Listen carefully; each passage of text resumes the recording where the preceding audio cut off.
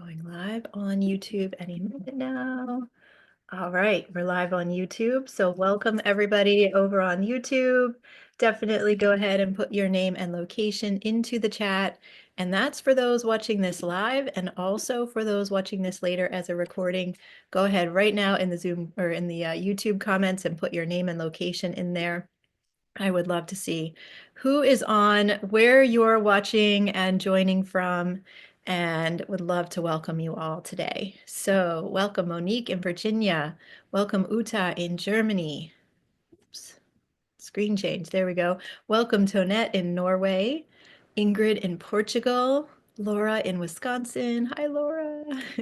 Welcome Ruth in Puerto Rico. Welcome Peewit in Minnesota. Jessica in San Juan Island. Amazing. Welcome Leslie Ann in the UK. Jen in Mexico. Yay, welcome Jen. Welcome Liz in South Africa. Brenda in Canada. Welcome Brenda. Welcome Mari in the north of Norway above the Arctic Circle. Wow, how beautiful. Mari Sophia, welcome. Welcome Jesse in Massachusetts, Lois in Nebraska, Shelley in Winchester, UK, Alan in Washington State, Christine in South Carolina, Ellie in the UK. Hi, Ellie. Emma in Johannesburg, South Africa, Rennie in Rocky River, Ohio, Allegra in Croatia. Welcome.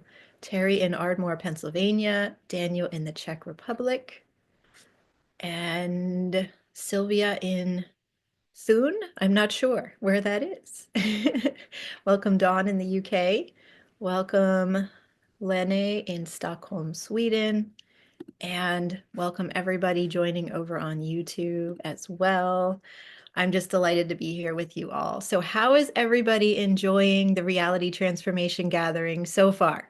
We're on day 3. We've experienced, let's see, we've experienced 1/3 of it so far because we have 6 days. So what do you think? What has been your favorite presentation so far? I would love to know. I loved all of them. I don't think I could choose a favorite at this point, but would love to hear what you're thinking about it. And yeah, what have you found most insightful, most helpful on your journey? I would just love to know. It's been so fun being here for the live conversations and having you all on and asking these amazing questions that you've been asking of our speakers. So thanks to those who have contributed questions.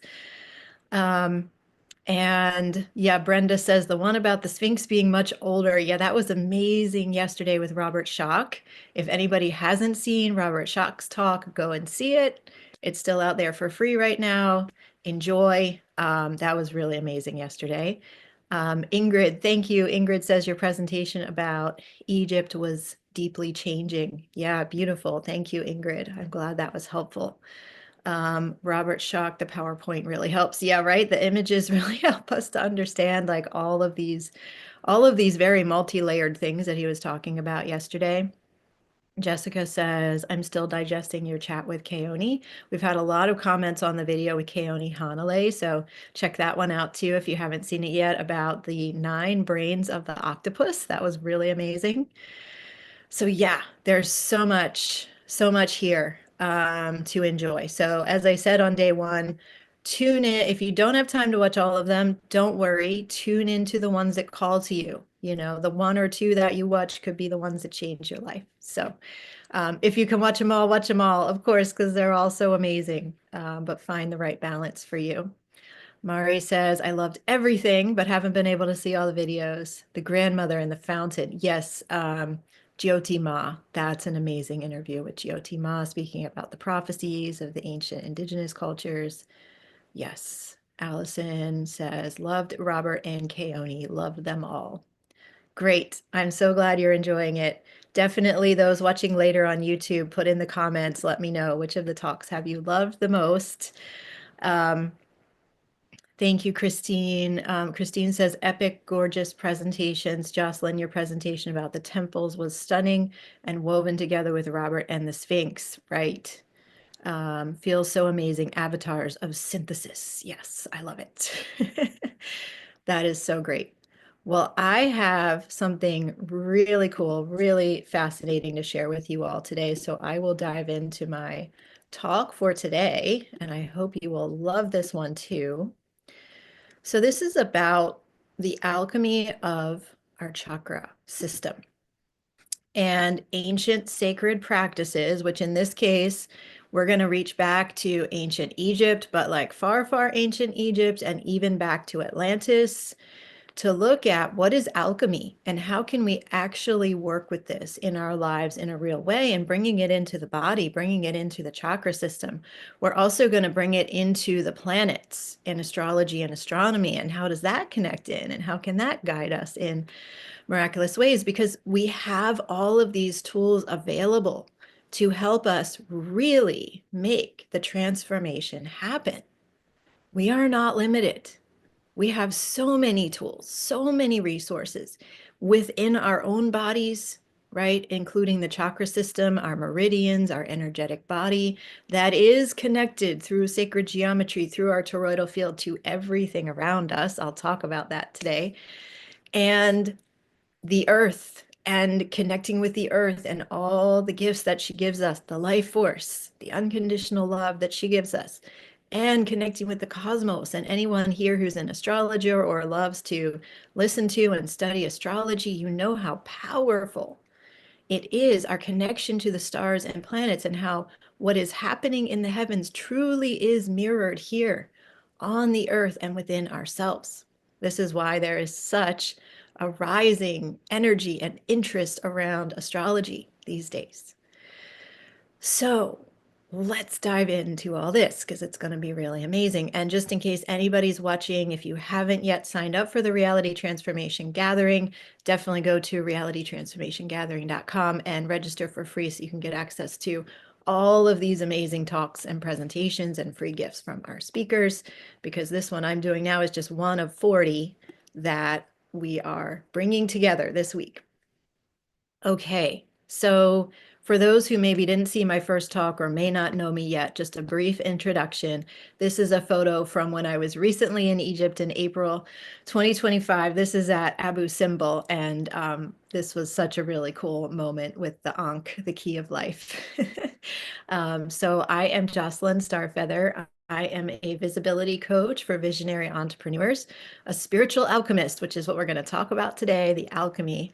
I am an astrologer, a sacred site pilgrimage guide, and founder of Sacred Planet.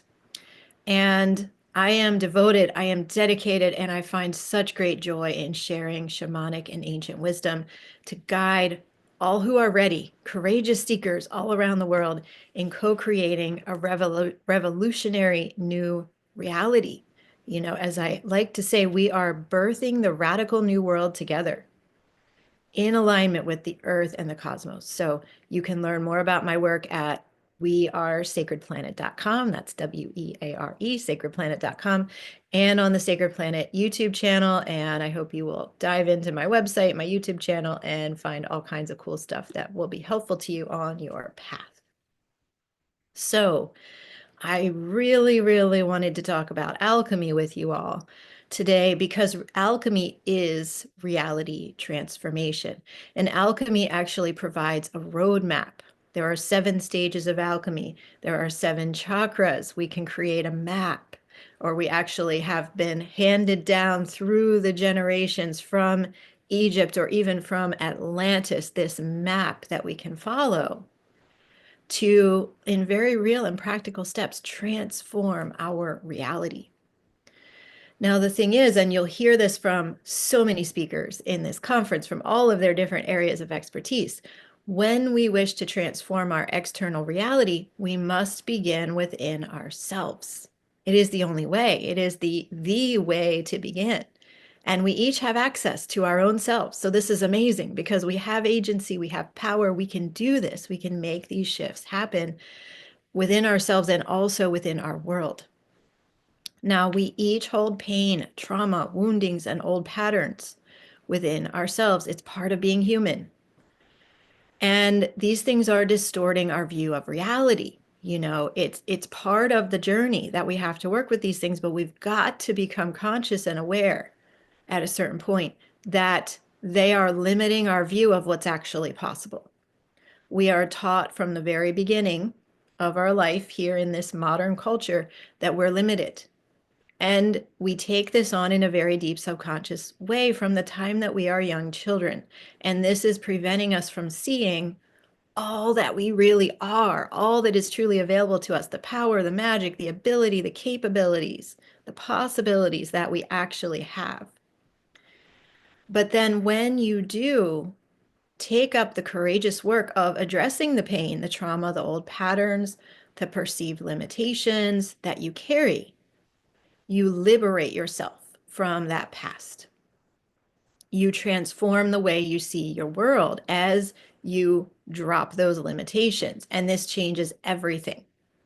And this is what we are creating when we work with alchemy, a new perspective from which we can see that there are no limits. From that place, you can see how powerful you actually are. And you find then that you can become the shaman or the priest or priestess, the powerful leader or the healer that you know in your heart you're meant to be. It's like we each, and I invite you each to close your eyes for just a moment, place your hand or both hands on your heart, and just sense into your heart and ask your heart, ask that deep truth within yourself. Who am I really when I remove all the old patterns and the limitations, and just see what is shown to you?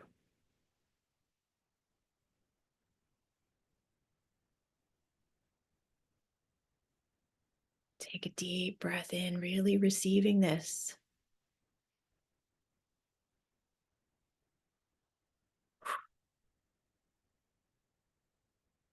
This is your truth.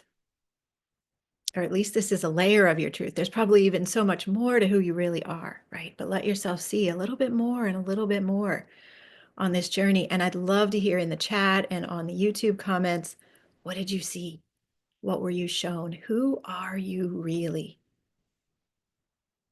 This is so important to know. It's so important to be witnessed in, actually, in this amazing collective community that we have here.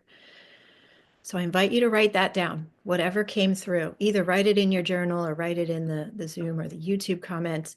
If you want to be witnessed, let this truth be known. So alchemy gives us a clear path, a step-by-step map for how to create this transformation from within, how to liberate ourselves from the past. Then we can be in our power. And this is where the massive change begins to happen. We can express our truth. We can live the fullest freedom-filled life. We can bring our gifts to the world in ways that are no longer bound by the limitations that have held us back before. We experience peace and joy every day because we know and trust that all is well once we've had this shift, this transformation. And then all of that ripples out into the collective, right? When these changes happen within each of us as an individual, it absolutely changes the outer world as well in miraculous ways. Now, I want to see what you're all saying here. I am an infinite being. Yes. Starlight. I am light, the flame within all things. I am a blue angel. Yes. I was reminded of the time my true self was revealed to me 2 years ago. I was given a song that connects me with my joyful and radiant aspect of my true self. Yes. And it may not even come through as words in any human language. It might just come through as a knowing. It might just come through as a color, or like you said here, Laura, a song. Yes. I am a cosmic Om living in the power of love. Yes, yes, yes. I am limitless. I am boundless. I am whole. Hi, Mary Jo. Great to see you. Love and light. I am it all. Yes, you are. Absolutely. I am a sovereign creator. Yes. I am an angel with wings in white. I don't see things. I feel powerful, connected in my chest and being. Yes, trust that feeling. That is your truth. Amazing. Thank you for these beautiful shares, everybody. Yes, yes. So I want to explain a little bit more because I just gave you this whole expansive overview, but I want to give you more detail, and I want to really start at the beginning of all this. And here's where it begins. This is one of my powerful guides. I know that this incredible being is a guide for many of you listening as well. This is Thoth, and he goes by many different names. He is Mercury, Hermes. He is Jehuti. He shows up on every continent. If you look deeply into the mythologies and the cosmologies of so many highly advanced ancient cultures that we have record of. He is Quetzalcoatl. He is Pachacutec. He is the leader of the seven sages or the seven rishis. He shows up everywhere.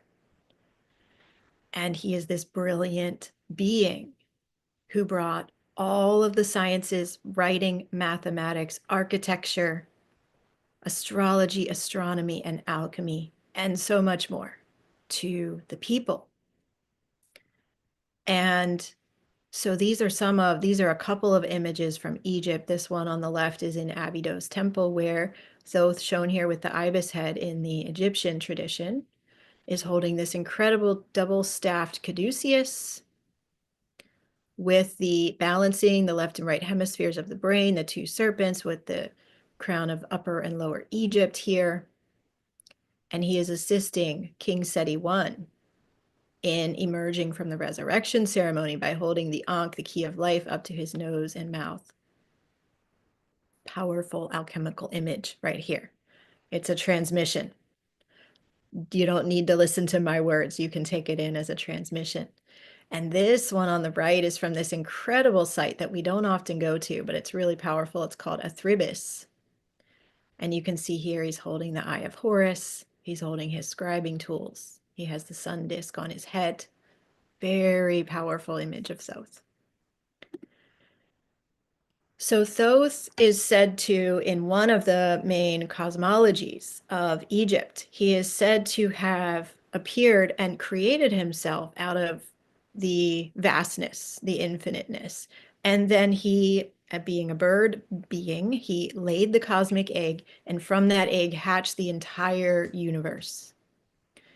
So he created the architectural formulas for the universe as we experience it today. And then he devotes his entire purpose and mission to teaching the people about this cosmic knowledge on all the different levels. And this is why he is the one who has brought us all the sciences, mathematics, astrology, and astronomy, all of these incredible systems of knowing and understanding that sacred architecture. He also brings us language and writing so that we can record it, so that we can work with it in our human way that we need to. In the very, very ancient times, they didn't need to write anything down, right? But in this moment where we are, we need to write things down. We need to read the books. We need to study. And we will move back into a time where we know all of it and we don't need to write it down again. But he gave us these tools to help us for wherever we are on that journey. Now, Thoth is considered to be the god of the moon, okay, the neter of the moon in ancient Egypt. This is because he is the reckoner of times and seasons. He is continually revealing to us the cycles and seasons of life and helping us to form our connection with how we move through those different times and cycles and seasons. He is the original high priest of the ancient mystery schools, the very first far ancient mystery schools, where people could go to learn the fundamental principles of natural order and cosmic law, which is Ma'at, which I spoke more about in my presentation 2 days ago on Monday. So check that out if you want to learn more about Ma'at. Now, Thoth is the author of the Emerald Tablet, where he wrote down the core principles of alchemy. And this incredible document has been passed forward from possibly as far back as Atlantean times to still exist with us today. And this is incredible because, as you know, there were so many ways that the ancient wisdom was wiped out and decimated. And this Emerald Tablet has been passed forward to us. We can still study it today. He ensured that we would still have it available. And the principles laid out in the Emerald Tablet form the foundations of what was studied and practiced in the ancient mystery schools since the very beginning. So a little more about alchemy. Alchemy is the art of true transformation, where we turn our own darkness into light, or it could be said we turn our lead into gold. It is the process of how spirit or energy is embodied and becomes matter. This is the science of creation itself. And I love this image here. This is an alchemical image on the right. It is showing how this person was just walking around in the normal world, and all of a sudden, he or she has broken through to see the inner workings of the universe. This is what Thoth reveals to us. This is what Thoth has written down for us in the Emerald Tablet and passed down to us through the alchemical teachings, so that we can know how to work with these dynamics, with these hidden layers of reality. So alchemy was studied by some of the very great minds, the masters, the visionaries throughout the ages, including Pythagoras, Carl Jung, Dennis William Hoke, many of the ancient Greek people, philosophers, many in the medieval times, which is kind of where we hear about this a little bit of a distorted version of alchemy, right? Where they were literally taking physical gold, physical lead and trying to turn it into gold. And they were like getting all these toxic, things happening to them because they were dealing with the elements in this very physical way. And that's actually not how it's meant to be done. It's meant to be done in a more magical, more energetic sense within ourselves. But they also contributed a lot to science. So I'll mention that in a minute, those medieval alchemists. So alchemy originated in ancient Egypt with the teachings of the god Thoth, as written in the Emerald Tablet and other ancient texts, and probably originated even before Egypt in Atlantis. It's very important to note that alchemy deals with polarities. So it is both an art and a science. And we need to keep in mind that in the ancient times, the people did not separate art and science. They did not separate spirit from science. It was all one. So the doctor was also a priest and a shaman. This was all one. There was no separating those things because they understood, as we are now finally remembering through quantum physics and through everything we're talking about in this gathering, that it is all one. Science and spirit can never be separated. And alchemy is focused on, first of all, understanding and bringing balance to the polarities and opposites in our world. So we live in polarity. Our world is constructed of polarities. It is necessary in order for us to have physical form, that there must be polarities like light and dark, life and death, masculine and feminine. Without these constructs, we would not be able to exist in 3D reality. But they're not easy to work with, right? So this is why we need tools like alchemy. And then secondly, alchemy helps us turn our shadows and our deepest challenges, or the lead, into light, healing, and highest consciousness, or gold. By engaging with alchemy, we learn the precise science of how to transform ourselves and the world around us. And we can replicate that once we learn and we move through the alchemical process, stage 1 to stage 7 of alchemy, which I'll tell you more about today. Then we can do that process again and again with whatever we choose to transform within ourselves and also externally. So alchemy is one of these things that has been suppressed, that has been, forgotten because it was wiped out, because it was too powerful, right? Just like at a certain point in time, the power was taken away from women and from the feminine principle because it was too powerful. So alchemy is like that, right? The mystery schools are like that. But you can never actually take the power away from the women and the feminine. You can never actually take the power away from alchemy. It is part of natural order and cosmic law that these things have tremendous power. So this is what we're remembering now and re-energizing all of it. So alchemy was known to be extremely powerful and was historically practiced as a core and essential part of the ancient mystery schools in China, India, the Muslim world, the Middle East, and Europe since very early in human history, and probably in the Americas too, as well. So everywhere that alchemy was practiced, it was deeply interwoven with the use of astrology and astronomy. I'm going to say a little bit more about this in a couple minutes too. But what is important to note here is that the timing of performing the alchemical actions and the alchemical rituals was very key and critical to the success of the alchemy. We must be working properly in proper alignment with the cosmic energetics in order to achieve the desired result. As I spoke about on Monday, the Egyptians knew that they must build their temples in alignment with certain stars and constellations in order for that temple to hold the proper energies. It's the same with alchemy. We must do this in the proper alignment with the divinity in the cosmos. So, in order to engage properly with alchemy, as it was truly intended, requires a deep understanding of the cosmos, astrology, and astronomy. Alchemy, the word, as we use it in the English language today, is from the Arabic word alchemia. Now, this is also deeply related to ancient Egypt because the original name of Egypt was Kem. Alchemy, Kem, right? The land, the black land, the magical land of Egypt, Kem or Kemet.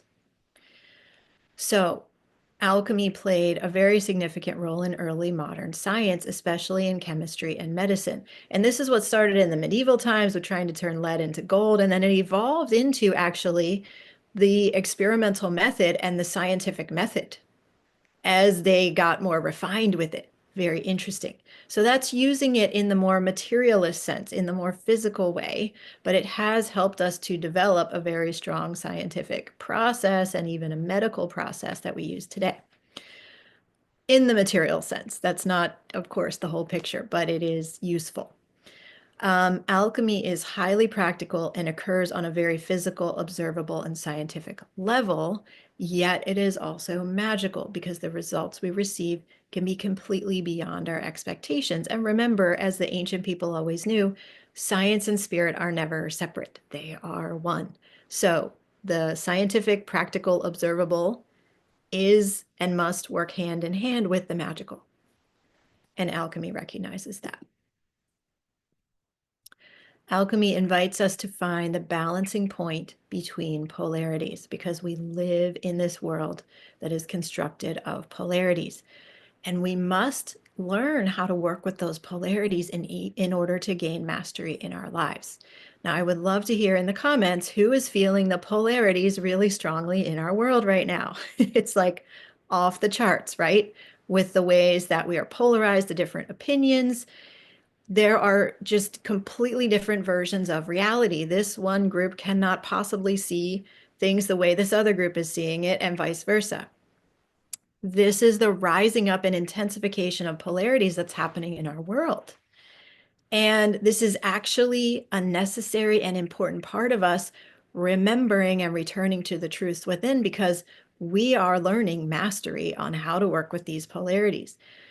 Some people are taken out by it, but when we focus and we work with alchemy and we work with these higher principles within ourselves, we gain mastery. We learn how to hold both polarities in every scenario and find the calm balancing point at the center. And then those polarities can't affect us anymore.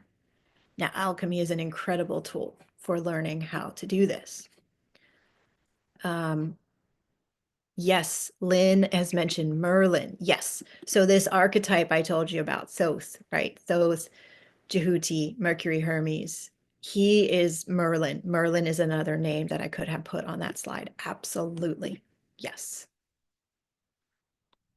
Ingrid says, I feel enormous polarity these days. Yes, it's really big right now. So here's the thing about polarity, and this is paradox. Okay, there are two completely diametrically opposed things or thought forms or constructs in our world, and they are both true. And it's really difficult for our human minds to hold that. All right, that's paradox. But if we look at it this way, for example, here is the polarity or paradox of light and dark as an example. Light and dark, as well as sound and frequency, are at the basis of creation of all physical form as we know it. Without the darkness, we would never recognize the power of the light. Without being sick, we would never understand what a miracle it is to feel well. Without the dark night of the soul, we would not be able to fully exalt in the joys of life. There's another way that we can talk about this, which is with in-breaths and out-breaths. So in our body, we need to breathe in, and then equally, we need to breathe out. And this happens naturally, biologically, and we trust it, and it happens hundreds or thousands or tens of thousands of times every day. And then in life, we tend to want to always have what we might call the in-breaths. We always want to be having the joyful, ecstatic experiences, or we want to be receiving, or we want to be in the light all the time because that's easier, it's more fun. But that does not create a balanced system or a balanced life. So there are times when we need to allow the out-breath to happen. There are times that we do need to have a dark night of the soul. We can't be well all the time. Sometimes we need to be sick, but this is balancing us.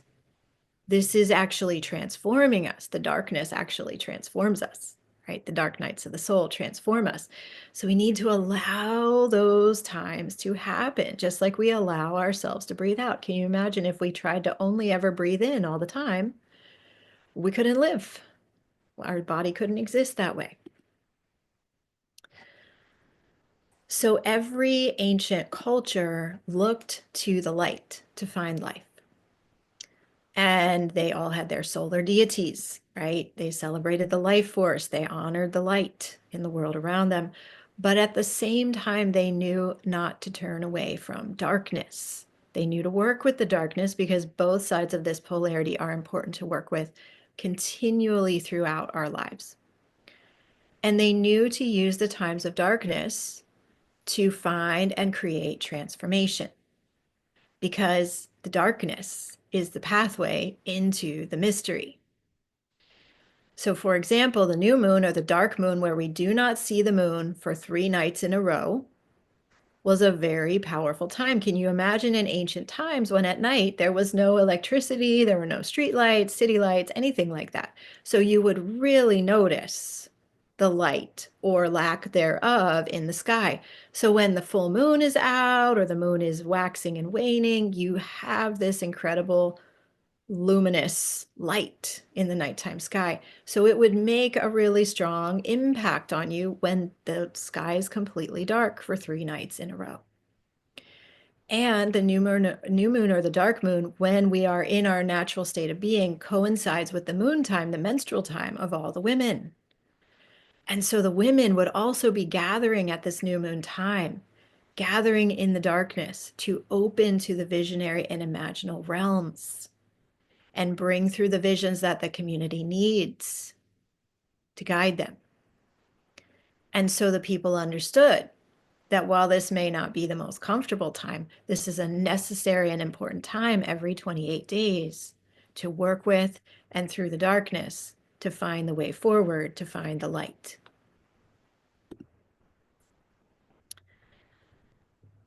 The darkness is a time like pregnancy, right?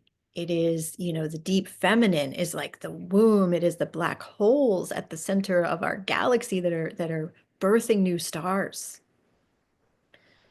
And so this womb, this void, the black holes, they're made of darkness. This is the deep, deep feminine space of creation. This is also the winter time when everything appears to die, but actually it is the time when the renewal is happening and the new life can begin to gestate again. The pause between the out-breath and the in-breath. The darkest hours around 2 to 4 a.m., sometimes called the hours of the wolf, right? These are made of darkness.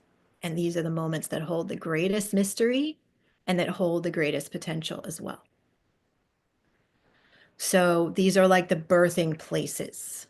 All potentials and possibilities for the future emerge from the spaces and moments of darkness. So we would never want to deny ourselves this kind of magic, the darkness. And this is part of our healing journey. This is part of our journey of awakening to all that we truly are, because our true and deep power is always hidden beneath our own shadows. So you can ask yourself, what is the darkest part of my life? Where have I suffered the most? And that is where you will find your true power. You could also ask yourself, what is my greatest fear? That is where you will find your true power. Now, I just want to draw a correlation between what I'm saying here for us individually and what's happening in the world right now. We're going through a time when there is a lot of darkness in the world, right? There is a lot that we find very painful to look at, very painful to know that it's going on. And this is a birthing time. It's not to say that those things are okay, the war, the violence that's happening, the lies, the deception, all of it. It's not good or bad. None of this is good or bad. It is part of the whole. And we are in a time of immense birthing and transformation and reforming ourselves into a new version of who we can be and what our external reality can be as well. We are in the birth canal very clearly at this time.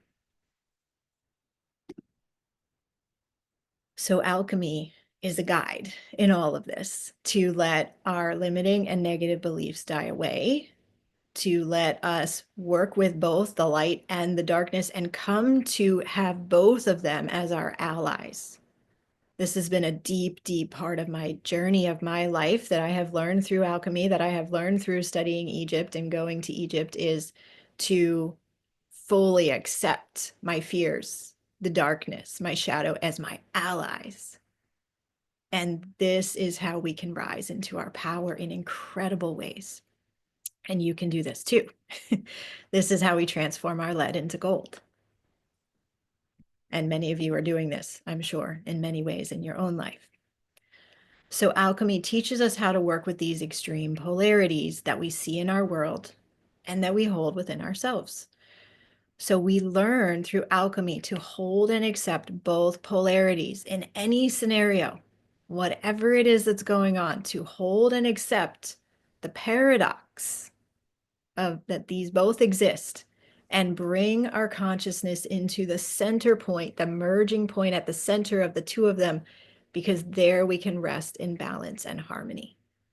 This is how we can be living in a world with so much polarity, extreme things going on, but still know how to come into our mastery and live each day in peace and joy and trust in that balanced place in the center. And actually, this is one of the most important things that we can be doing, because that brings peace, joy, and trust into the collective. And that's one of the very biggest ways we can shift what's going on out there, by holding those highest frequencies within ourselves every day.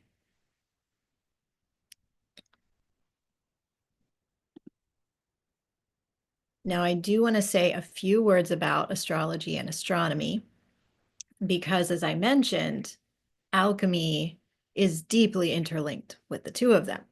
So it's important to note that astrology and astronomy, we see them as two separate fields of study, but they are not. They are one sacred science.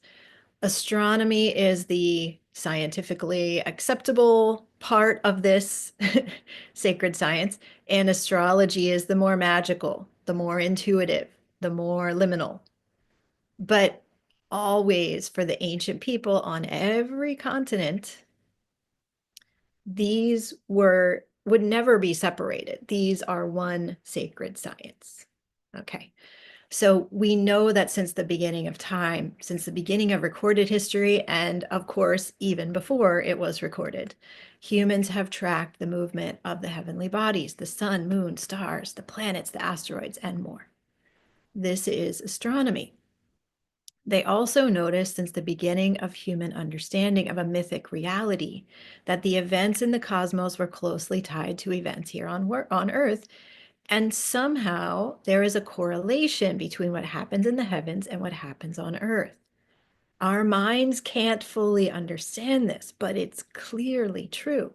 So the study of these interconnections, that correlation, that is astrology. And by 3000 BC or 5000 years ago, we know for certain that virtually all of the ancient and indigenous cultures, Native Americans, Sumerians, Egyptians, Australian Aboriginal peoples, and many, many, many, many more had already developed well-advanced forms of astronomy and astrology. As I said, astrology and astronomy were never separate. The separation is a complete illusion. They're meant to be one sacred science, so we want to keep that in mind as we're thinking about them today. Just as an example of how precisely and beautifully this sacred science was developed by the ancient people, here is an astrological ceiling from the tomb of Seti I. This is from about 1279 BC. This is incredible. This is the 36 deacons here on this side. This is the circumpolar stars and the circumpolar deities on this side. And there's so much more. These are all star beings and star deities lined up. You can see how many they are. They're packed together. This is how they saw stars, and this is how they documented and tracked what was going on in the heavens. So we can see it was quite well developed by that time of 1279 BC. Now, astrology and astronomy were known, practiced, and in development even tens of thousands of years before that. So we have these incredible cave paintings, such as in the Chavot caves and the Lascaux caves, as far back as 32,000 years ago, that we can find certain constellations like Taurus the Bull appears here. Cygnus the Swan, or also known as the Northern Cross, appears here. So countless indigenous and ancient origin stories say that we came from the stars as well. So even if it's not written down, we have the cosmologies, we have the mythologies that point back to the stars. And interestingly, the Pleiades star cluster is frequently mentioned as our origin point in so many of the creation stories from all around the world. Very interesting. So this relationship with the stars and planets that we have, it runs extremely deep, and it is a part of the symbolic nature of our world and our subconscious and our unconscious mind. So as all this became more refined over time, there were very strong patterns that emerged that the people began to observe, and they began to perform their rituals and ceremonies in specific timing with those patterns. And they saw that they could achieve an even better result, an even better outcome with what they were doing. So for example, the new moon is a time to create something new or let something start to grow. The waxing moon, when the moon is getting larger and larger every night, is a time to grow and expand things. The full moon is a time to honor the culmination or completion of something because it's been growing for those 14 days. And now it has reached its fullest extent. And so we celebrate the completions at that time.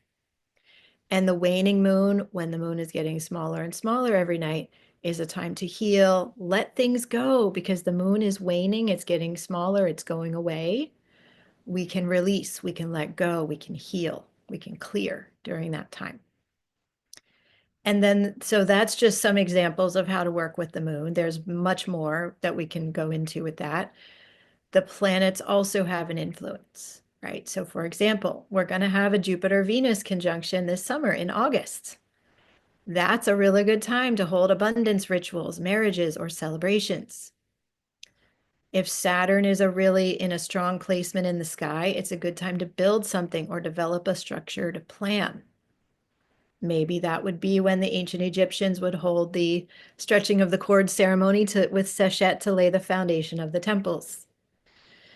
And if Mars is strong in the sky, it's a good day to take decisive action and move something forward. Those are just a few examples.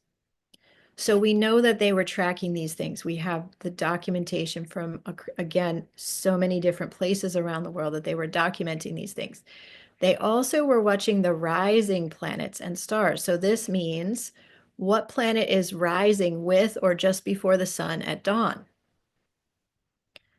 And tracking these stars or planets that were at their heliacal rising would indicate whether there would be abundance or famine, when to break ground for a new temple, or whether spells of protection were needed at that time.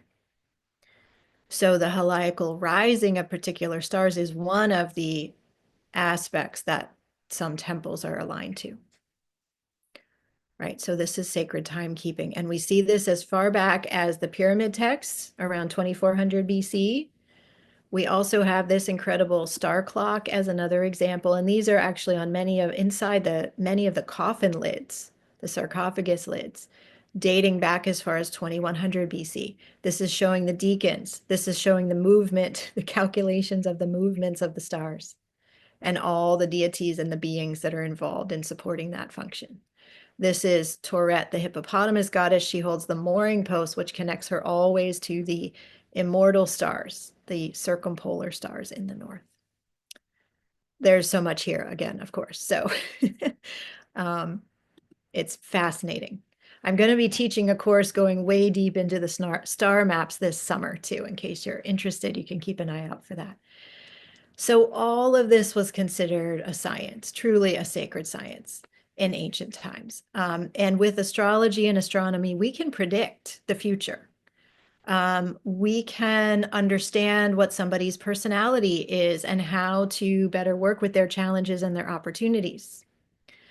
And also the ancient people through this sacred science, they were tracking the great ages, these much longer 26,000 year cycles, which I talked about a little bit on Monday, in which countless generations of humans have built up and torn down one civilization after another, or in which our consciousness becomes higher and lower and back to high consciousness again over these great vast cycles. And they were watching this, they were observing it.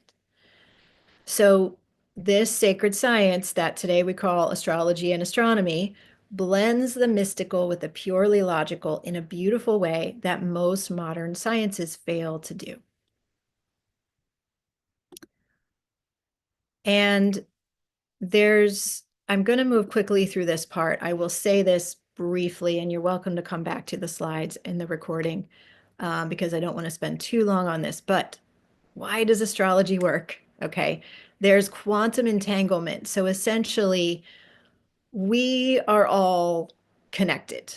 Now, that's not just you and me as humans or this atom and that atom, but it includes you being connected to Jupiter and the sun and the star Sirius and the star Vega. We have all been together. We have all been the same particles at one time, and we will all be the same particles again someday. And even today, we could say we are the same, okay? But we are connected in these incredible ways that go beyond what we can see and feel with our five scientific senses. We are quantumly entangled. And so this points to correlations that cannot be explained by classical physics. The fact that Jupiter is having an impact on how I'm feeling today, right? It's happening. And yet we cannot fully explain that through our rational scientific means, but it's true, right? So we all have a pull on one another, and that includes our connection with the stars, with the planets. And I love how this is expressed in the ancient Egyptian imagery, right? These are both images that I feel represent quantum physics in images that say so much more than words. This, for example, is the polarities. This is actually Isis and Nephthys, the two sisters, shown in serpent form or Wadjet form. And they are holding the opposite polarities. They are holding life and death, darkness and light. They're holding, you can see even their tails are like a sine wave here. They're holding the ups and downs of consciousness, the ups and downs, the in-breaths and out-breaths that we experience. All of that and so much more is in that image there. This is from Dendera Temple. And then this one, right? This is our connection with the stars, our connection with the earth and the ley lines. This is everything you need to know. And then secondly, about why astrology works is this concept of Indra's net. So many ancient traditions speak of a vast web connecting all of creation. In the Sanskrit texts, we can read about Indra's net or Indra's jewels. It's this infinitely large web hanging over Indra's place at Mount Meru, and this web connects all things in existence. Now I have this beautiful image of a spider web with raindrops on it here. So like this spider web here, Indra's net connects everything in creation. And at the point where two strands come together, there is always a jewel.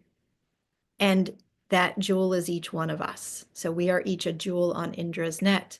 And so if one of those jewels shines more brightly, this is what it says in the Sanskrit text. If one of those jewels shines more brightly, it illuminates all of the other jewels around it.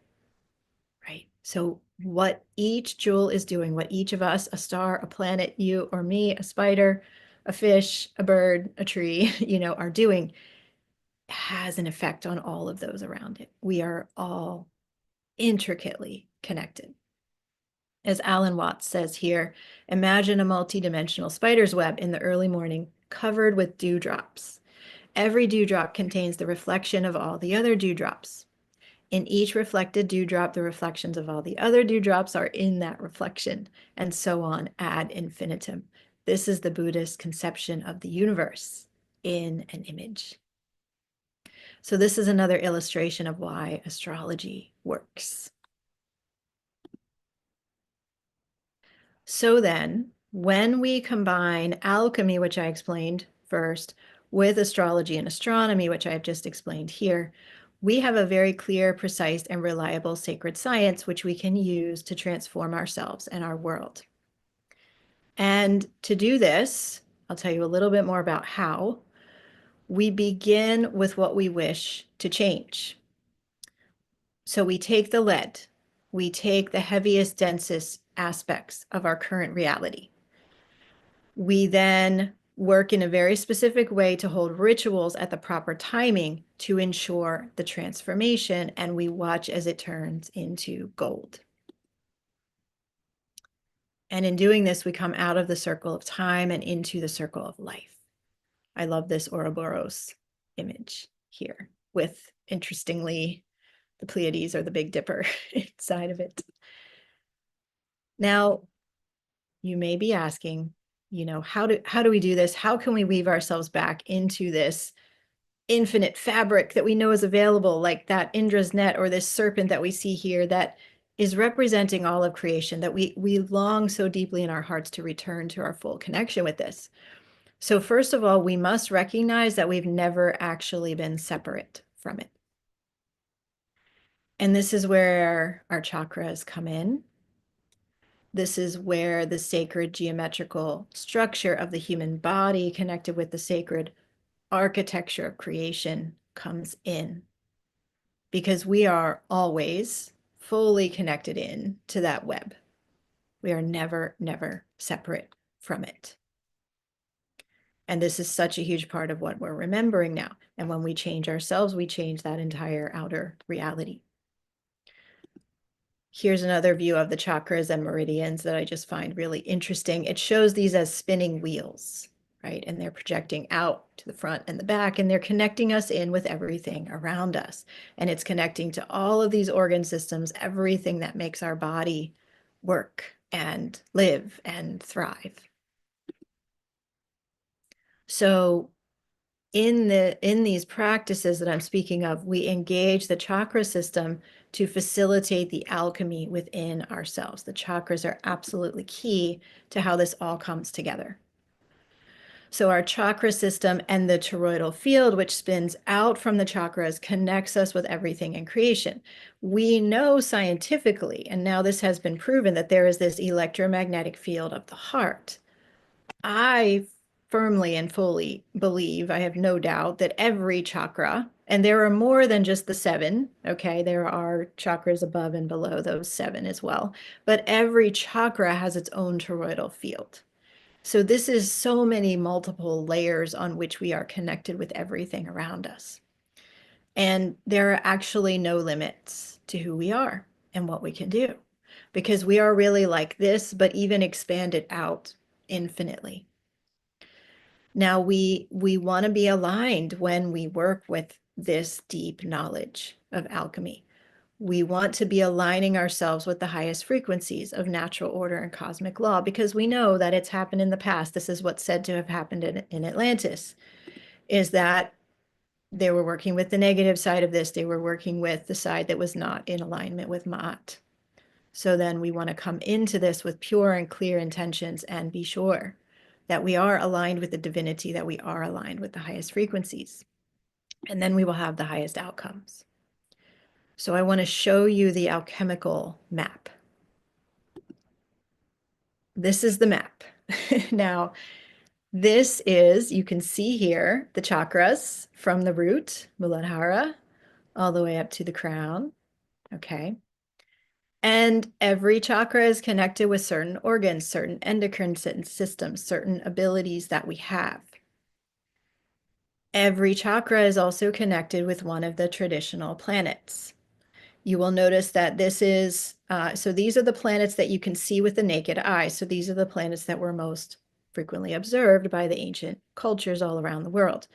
So the planet Saturn is the furthest away from Earth of all of those traditional planets. And then we move in closer. So Saturn corresponds with the root chakra. Then we move in closer to Earth. Jupiter corresponds with the sacral chakra, Mars with the solar plexus, Venus with the heart, Mercury with the throat, right? These all make total sense if you know astrology and you know the chakras. Then we come to the moon, the third eye, the sun with the crown. And it's not shown on this chart, but this bottom stage with the root chakra and Saturn is the first stage of alchemy. In this system, we work with the first stage of alchemy. We begin at the root chakra. We begin with the planet Saturn, which represents the lead, that which we wish to transform, our densest and heaviest aspects of our reality that we're ready to work with and turn into gold.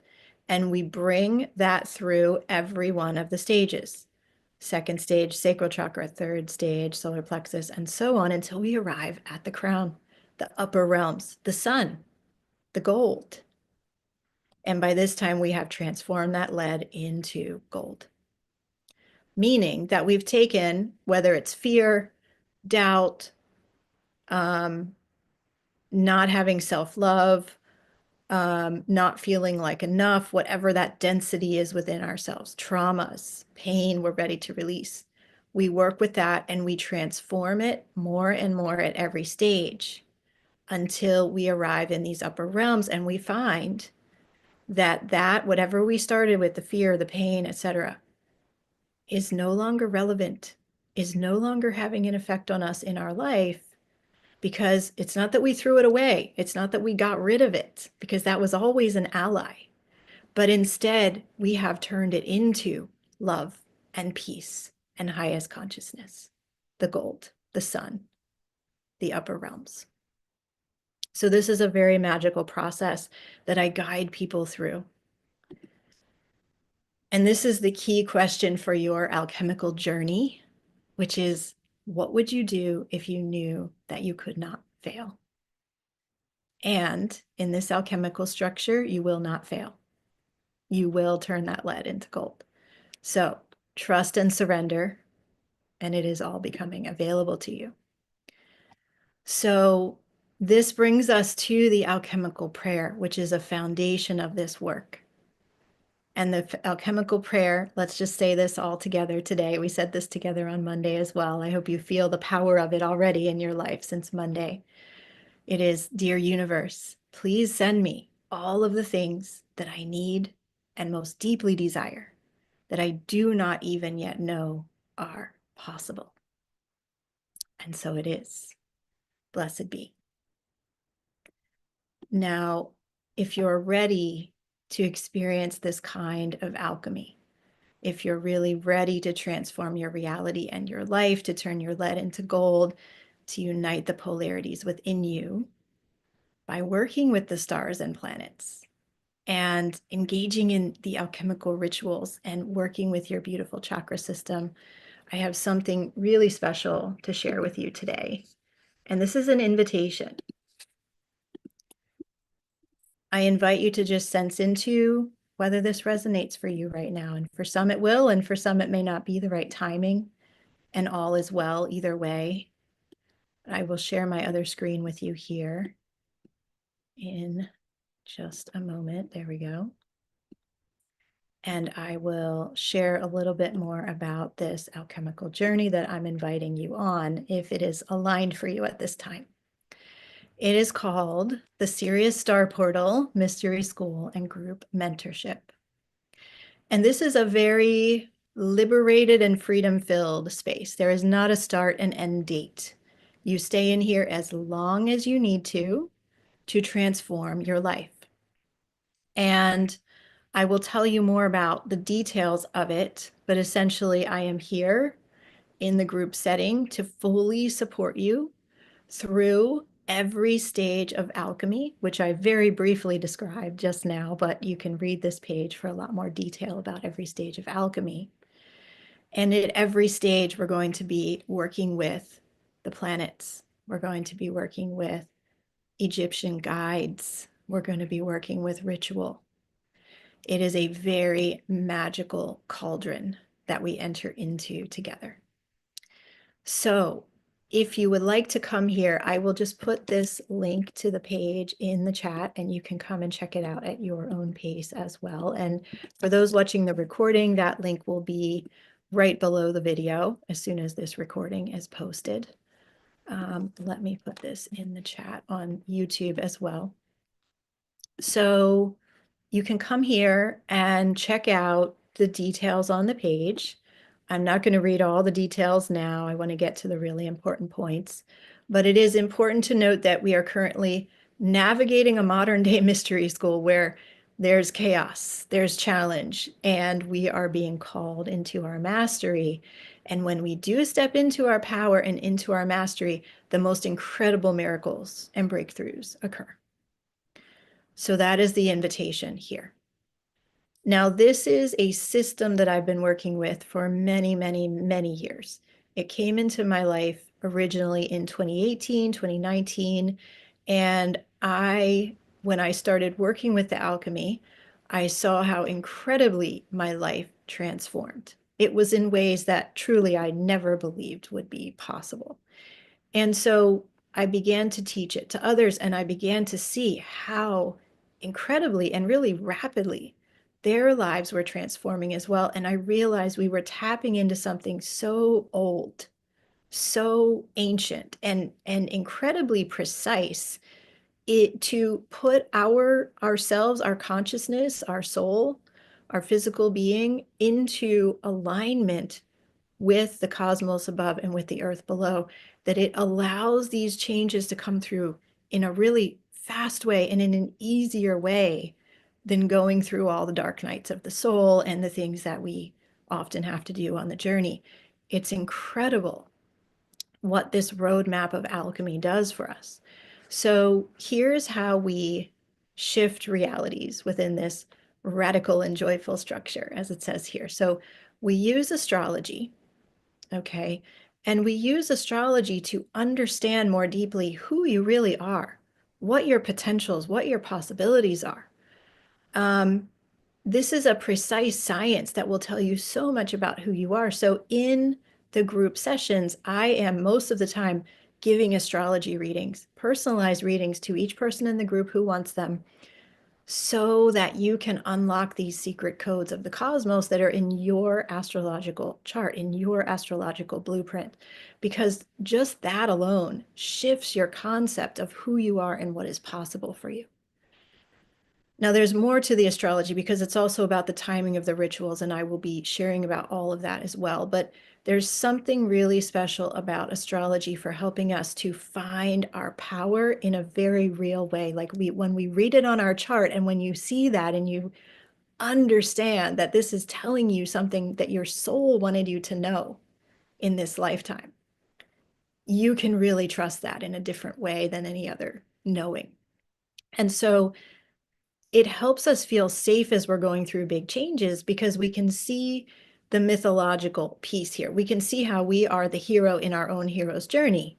And there are always ups and downs on the hero's journey, but it all has a purpose. It all has meaning. It's working towards something important. And then you can tune into that, and then you get to what's important sooner without having to go through all of the, through the rapids and the rocky roads. It's fascinating how astrology can really assist and support us in accelerating that journey to where we want to be. Then we bring in alchemy and ritual, and these are really the sacred instructions, as I mentioned, from way back in far distant Egypt or even Atlantis, that allows us to create that connection between heaven and earth and create the transformation in our lives through that connection. It lets you take what is written in your astrology chart and then put it into a real physical form that you can use by carrying out the rituals, by really embodying who you are truly meant to be. Now, there's so much more to all of this. It's so magical. It's hard to even fully express in words. And that's part of the thing here. We step out on the journey. We start the first stage of alchemy, and we open ourselves to what the universe wants to send us. And we don't even have to fully understand or be able to explain what happens next. We just receive. So another key part of this is sacred mentorship with me. This is at a picture of me in the beautiful Al Rifai Mosque in Cairo in Egypt. It's a really powerful place with sacred geometry everywhere. So this is a place, a container, a sacred cauldron to come into where you will get my mentorship. We meet for 90-minute sessions twice a month, every single month. And so you will be following the roadmap through pre-recorded sessions that will walk you in depth, in detail through every stage of alchemy, guide you in the rituals, and all of that is provided. The roadmap is there. The roadmap is really clear. You just do step 1, video 1, and then when that's done, you do video 2, step 2, and you follow that. But then at the same time, you can show up and be with me twice a month to get my guidance, to get my reading of your astrology chart for where you are at that moment in time. You'll get many multiple astrology readings from me all throughout the year.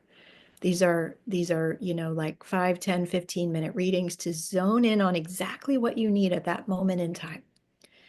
And you can share, be witnessed by the group in exactly what you're going through at every moment. By the way, it's 11:11 a.m. New York time, so magical time. Make a wish. And we'll be following the roadmap. I will be there to hold your hand, to provide you with what you need, to help you see the symbols, the messages, the incredible breakthroughs that are showing up in your life in a really magical way. So as it says here, we will frequently consult your astrological blueprint, your beautiful birth chart to guide you through the transits. Now, this is another piece that's important to what's included here. We're going through incredible astrological transits in 2025, 2026, 2027, like world-changing, life-changing transits. And we have been really since 2020. It continues, okay? You want to be aligned with these transits, and I'm going to be showing up and telling you in these live calls about what transits are coming up next, what you need to know about it. And then in the astrology readings, I can tell you how that transit specifically is working with you and your birth chart. So you can receive the most from these transits rather than getting knocked over by them, which we sometimes feel like when we don't know what's coming. But when we know and understand what energies are coming up, we can work with it in these incredible ways. So that's all a part of this too. So I want to show you here. You can come and watch this testimonial video, read some of the written testimonials as well to help you see what others have experienced in the program.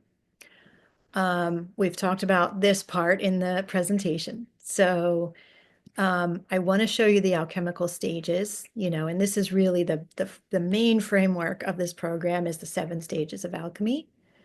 And we move through those stages, again, starting with the first stage, the root chakra and Saturn. And our Egyptian guide at that stage is Anubis.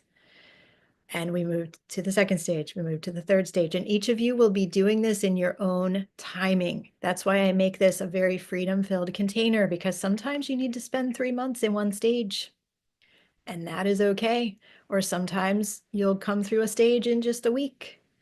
And that's fine too. It's going to be unique and different for each one of you as you come through, because the universe is designing this process specifically for what you need most.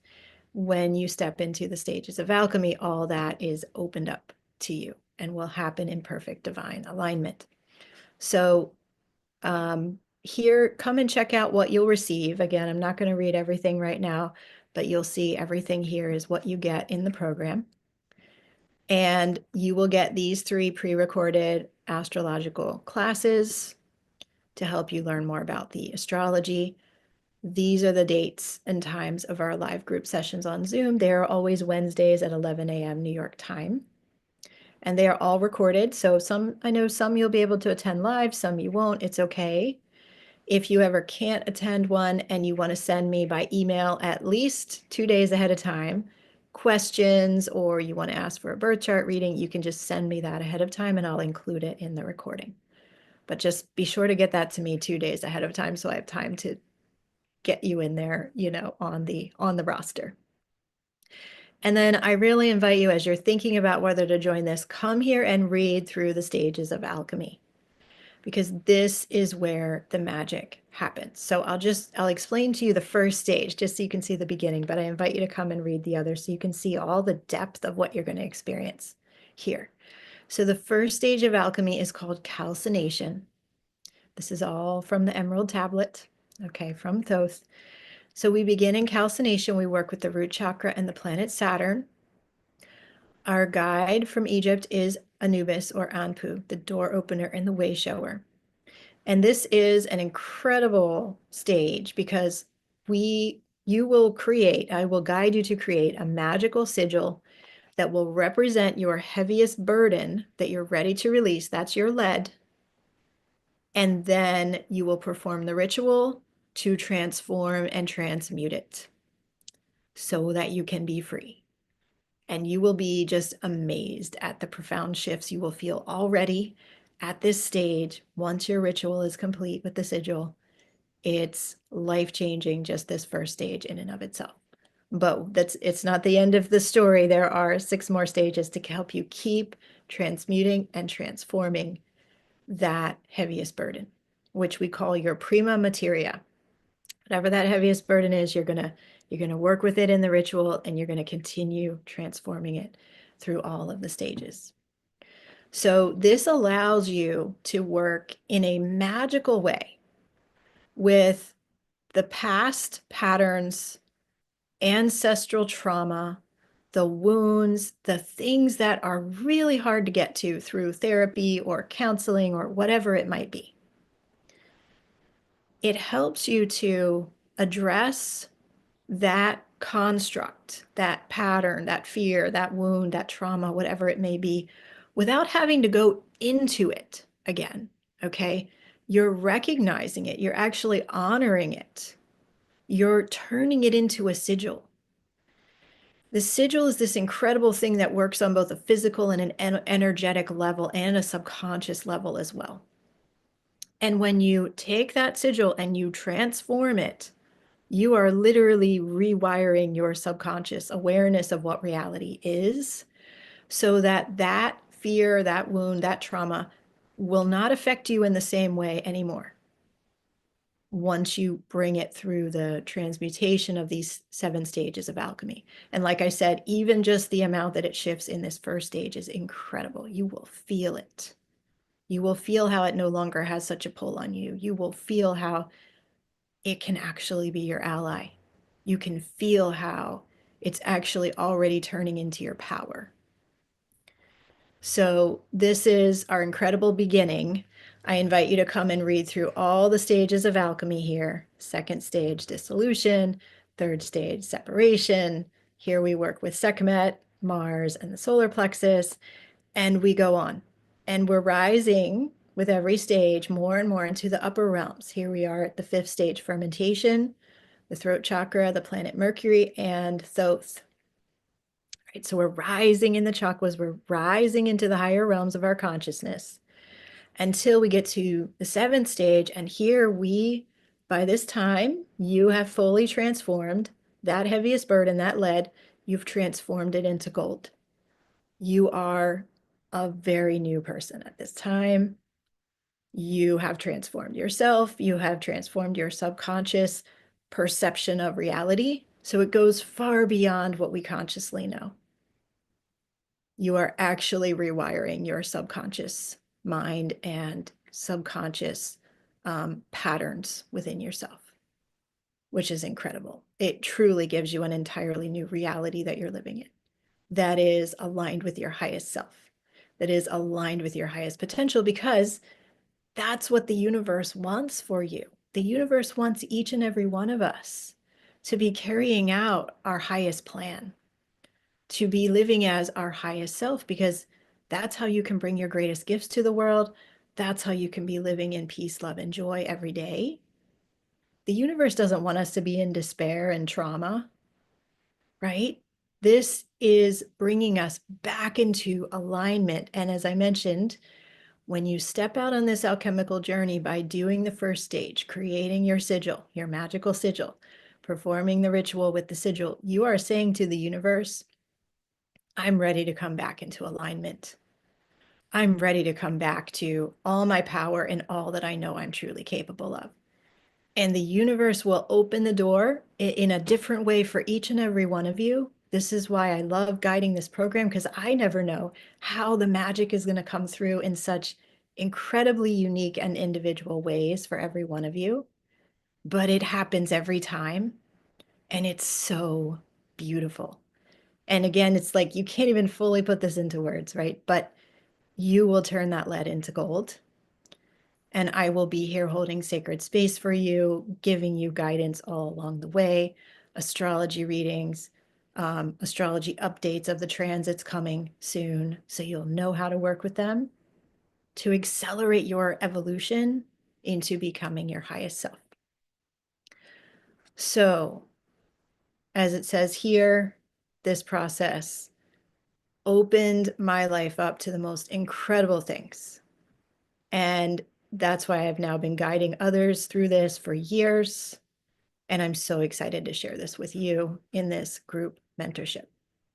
Now, the full value of this is $9,000 a year, but I always am trying to make my programs as accessible as possible, because I want as many of you to be able to take part in this and transform your life as possible. So here is a summary of all that you will receive, okay? And the investment that I'm asking at this time for a special limited time window is only $33.33 for, so this is essentially you're paying for 1 year, but you're getting forever access. So you're paying for a 12-month equivalent, but the program doesn't end until you're ready to be complete and to leave and go on to other things, whatever you may want to do. If you want to stay in this for 2 years, 3 years, I will still be teaching it because I love doing this work so much. So $33.33 is the upfront price. That is the best savings price. If you wanted to do that, just come here and click this button. You can register for $33.33. You have forever access to continue attending twice a month, to continue getting my astrological courses, and continue working with the alchemy.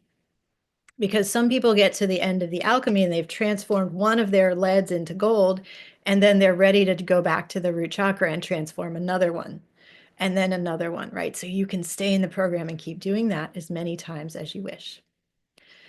Or there's a convenient installment plan, which is $333 per month for 12 months.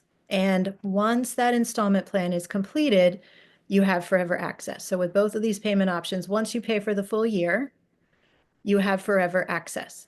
If you're doing the installment plan and let's say you only make 6 payments and then you're not able to continue with the payments for some reason, you'll have access to 50% of the modules, okay? Because I have to, figure out how that would work.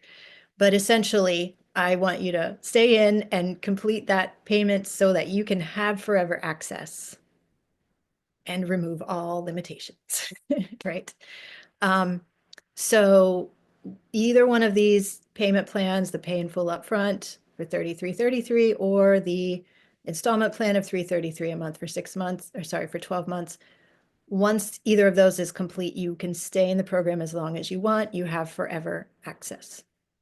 So this very special offer ends on May 22nd at the end of the day, New York time, 11:59 p.m. New York time.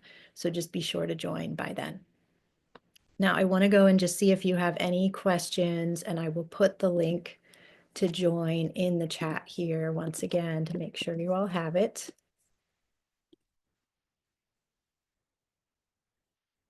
Great question, Jean. For astrology, you need to know your birth date. What happens when you're not sure where you were born? So this is such a good question because there are people like you, Jean, that don't know what time you were born. Or don't know. So you're not sure the date either. Jean, tell me what you do know. Like, do you have a date range that you know you were born in this time? Let me know. So the one layer of this question, what happens with a lot of people is they don't know the exact time they were born. Either it's not written clearly on the birth certificate or they don't have the birth certificate and mom or dad can't remember if it was 5 a.m. or 5 p.m. or that kind of thing. So that is okay. If you know the date, but you don't know your birth time, there are a few parts of the chart that change based on time, which is the ascendant and descendant, the midheaven and IC, and the houses. Everything else is the same. Where your sun is, where your Jupiter is, the other planets, those are all the same. The moon can move a little bit. So it depends where the moon was that day. The moon can change signs in the course of a day. But if you know the date but not the time, we can read almost everything in your chart. And so if that's the case, I just read it based on what we do know, all the planets, the sun, the moon, the north node, the south node, all of that we can see without a birth time. Jean says, I have 2 different birth certificates, but not sure if either are right. Well, this would be really interesting, Jean, because what I would want to do is I would want to pull the birth chart for one certificate, the birth chart for the other certificate, and tell you more about what they each say, because I think one of those is going to really resonate for you, and you're going to say, yes, this is me. And the other one, you're going to say, no, okay. And then you're going to know just from getting that kind of side-by-side astrology reading of the 2 birth certificate times and dates, you're going to know which certificate is right by how the astrology feels to you. So I think that would be an amazing thing to do. And then you can move forward knowing your date and time of your birth, and that would be really amazing. So that's my thought for you, Jean. Hopefully that's helpful. Do you guys have any questions about anything I shared today, the alchemy, astrology, the program, anything at all? I'm looking back in the chat to see. Let me check YouTube. Let's see here. Okay, so hi, Laura in Rhode Island. Glad to have you here. Jean says, what if either is wrong? Well, I think we can, I am confident that we can work with your scenario, Jean. So don't worry. Don't go into doubt. Okay. Trust the process. And if you don't want to join the program, you could get an astrology reading to do that same kind of thing. It's not that we have to do that in the alchemy program, but I think you're going to get the information you need about that. Allison says, do we continue to get personal astrological readings after we have completed one Saturn cycle? I'm not sure what you mean by that, Allison, because the Saturn cycle is 30 years. So I'm not sure if you're referring to my program that I was just announcing.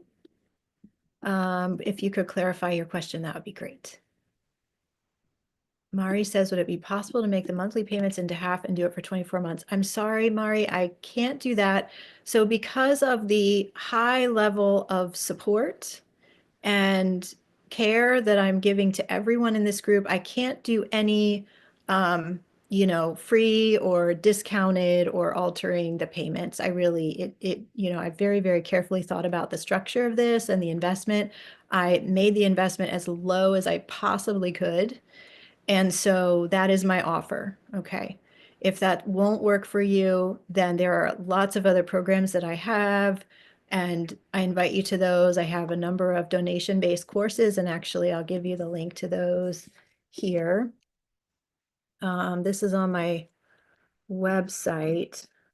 I'll just show you all. If you're not going to do the alchemy program, but you're still curious to work with me and learn more about, what I do, Come to my website, which is wearesacredplanet.com, and go to online courses. And you will find here many, many donation-based, or even some of them are free courses that would be very easy for you to join.